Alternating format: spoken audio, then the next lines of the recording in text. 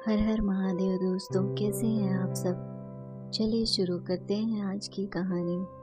गुंजन दी का फोन आया था। उनके बेटे राहुल की शादी तय हो गई है।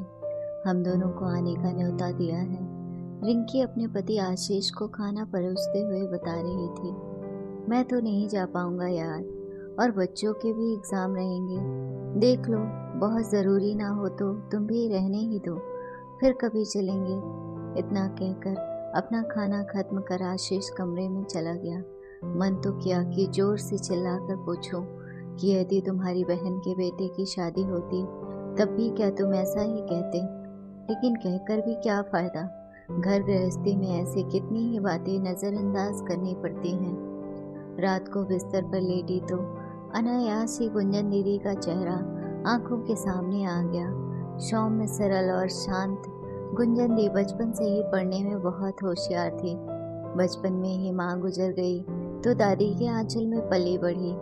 12वीं करते ही शादी कर दी गई। ससुराल में सास, ससुर, ननद, देवर और पति, कुल मिलाकर भरा पूरा परिवार था।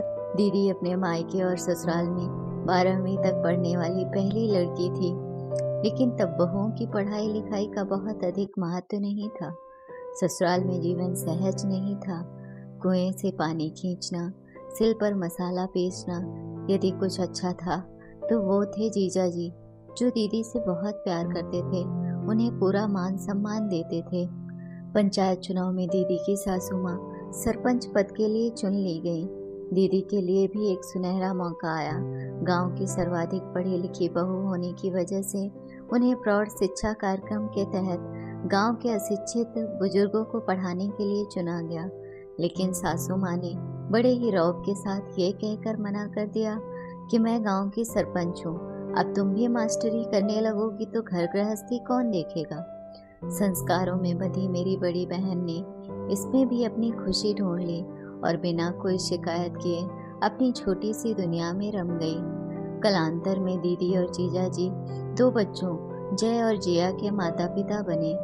परिवार में एक और बहू यानी दीदी की देवरानी भी आ गई।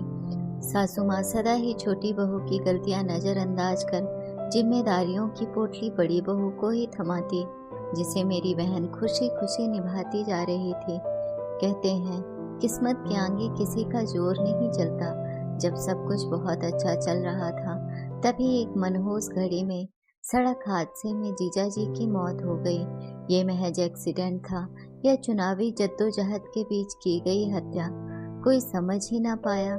बच्चों की सारी जिम्मेदारी दीदी पर आ गई। जिया 8 वर्ष की थी और जय 5 वर्ष का था। बेटे के जाने का गम था या सासू माँ की अकर्मण्यता बच्चों को संभालने को भी तैयार नहीं थी। ऐसे में घर से बाहर जाकर काम करना मुनासिब नहीं था। मजबूरन आशा कार्यकर्ता बनकर गांव की गर्भवती महिलाओं को सुरक्षित प्रसव हेतु अस्पताल के चक्कर काटने पड़े, तब कहीं जाकर थोड़े बहुत पैसे मिलते। जीजा जी के जाने के बाद बीमा की राशि के 5 हिस्से किए गए, जो सासू माँ, ननद, देवर, दीदी और दोनों बच्चों में बराबर बांटे गए। ऐसे ही समय पंख लगाकर उड़ गया और दीदी ने 18 वर्ष की उम्र में अच्छा घरवर देखकर बेटी की शादी कर दी। तब से अब तक पारिवारिक जिम्मेदारियां आज भी जस की तस बनी हुई हैं। सास ससुर दीदी के साथ ही रहते हैं, लेकिन जरूरत पड़ने पर साथ देवर देवरानी का देते हैं। राखी, दिवाली, होली जैसे त्योहार पर लेन देन दीदी को ही करना पड़ता। बड़ी बहू जो ठहरी और फिर सास ससुर जहाँ रहते हैं, मेहमान भी वहीं आकर ठहरते हैं। अब दीदी की भी उम्र हो चली है। बेटे का प्यार भी समय रहते हो जाए तो कुछ बच्चों की जिम्मेदारियों से मुक्त हो जाएंगी दीदी। यही सब सोचते विचारते रात कैसे गुजर गई पता ही ना चला। अब तो फटाफट सारे काम करके मुझे जल्दी तैयार होना है। कोई जाए या ना जाए, मैं तो अपनी दीदी के बेटे की शादी में जरूर जाऊंगी। दोस्त, कुछ लोग छोटी मोटी परेशानियों में किस्मत का रोना रोने लगते हैं, जबकि वहीं कुछ लोग बड़ी बड़ी मुसीबतों में भी जीवन जी कर दिखाते हैं। किस्मत की गाड़ी में कर्म का तेल डलता है, मन का ब्रेक सही हो तो जिंदगी का इंजन चलता है।